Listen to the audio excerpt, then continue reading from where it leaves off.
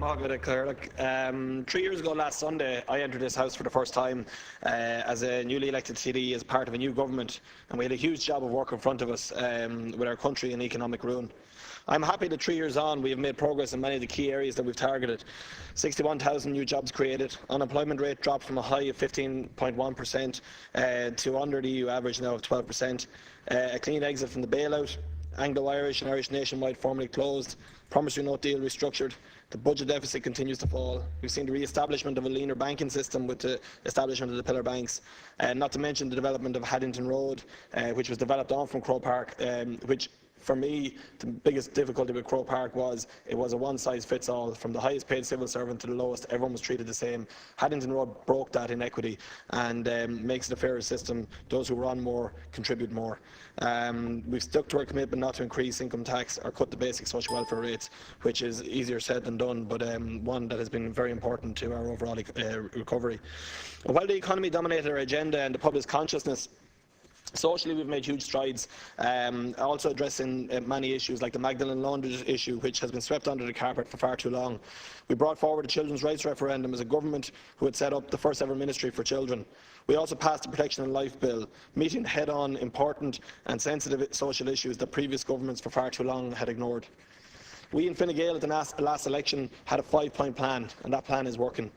The programme for government and then the recently published medium-term economic strategy continues the government's plan, which in essence is about creating more jobs and growing the economy to support those new jobs.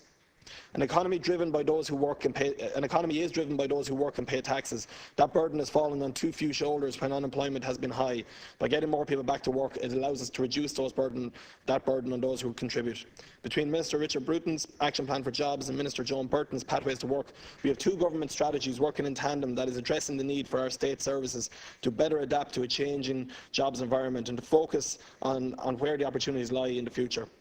I believe agri-food and tourism are two homegrown areas where there are massive opportunities for us to continue to grow, to thrive, to create jobs, if they're supported by government, and if they continue to be supported by government, which they have been. Because if you look at tourism, it's seen really positive growth since we took office 3 years ago, with initiatives such as the reduced VAT rate for the hospitality sector and the gathering, giving it a momentum which has created and no doubt saved many jobs, which is just as important. Based on the numbers for 2013 to date, international visits are up 7%, with domestic holiday trips also up on the increase.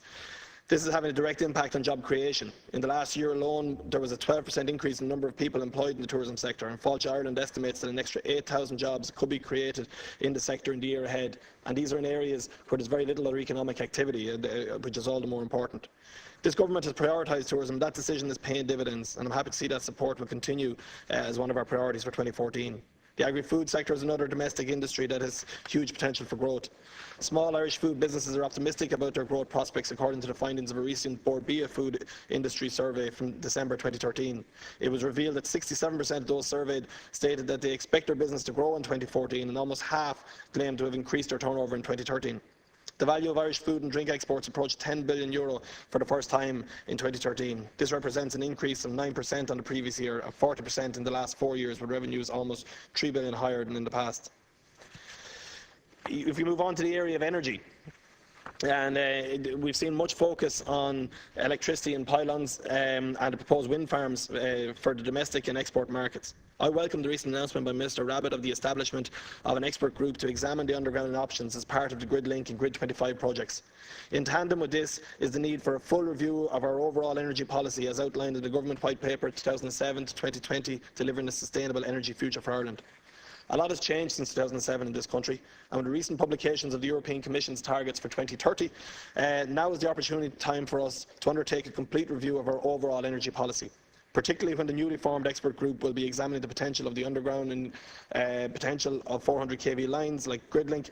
We also need a wider national debate on what forms of renewables we should be pursuing. Are we too focused on wind energy? Should we be pursuing and focusing more on wave or solar, for example? This is a debate that we need to have in this country, and I look forward to the government leading this debate in the not too distant future. Locally in South Kildare for the year ahead, my priorities include fighting to get the Southern Distributor route, ring road around the Tide, that has been fought for 40 years, and it's one that is long overdue and is badly needed for the economic development of the town. Business supports are needed in areas like Newbridge, where unemployment remains stubbornly high. While progress has been made, more needs to be done there. I continue to fight for the re-establishment of the sugar industry, which is an industry we should have never lost. And I welcome recruitment of a new recruitment drive for the Defence Forces, which obviously with the Curragh base in South Kildare is of key component, but sticking to a very important government commitment that we would retain personnel figures at a minimum of 9,500 as committed to. In summary, I welcome the progress made to date, but I accept that this is just a starting point. I am optimistic about the future, and I look forward to seeing our economy grow and the problems our nation faces being met head-on by what is a very reforming government. Thank you. Thank you, Deputy. Now calling Deputy Sean Coyne. The Deputy has 10 minutes. It's been said that